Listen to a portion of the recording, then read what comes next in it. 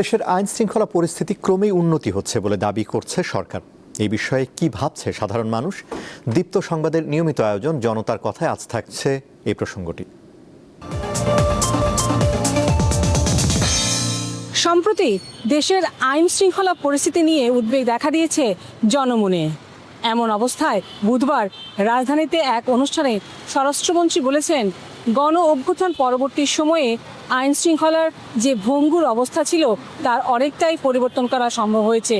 তবে রাতারাতি বৈপ্লবিক কোনো পরিবর্তন আশা করা যায় না। এসব নিয়ে কি ভাবছেন দেশের সাধারণ মানুষ?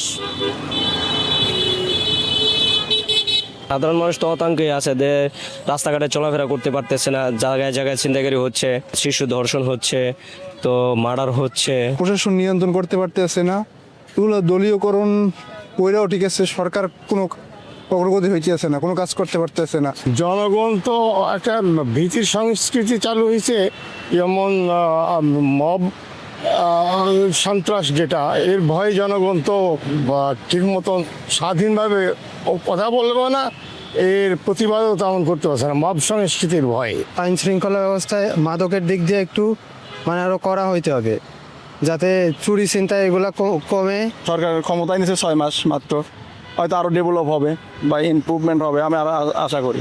এখন যেমন পরিস্থিতি এর সাথে আর একটু উন্নত, সরকার একটা দৃষ্টি দেবে আমরা আশা রাখি।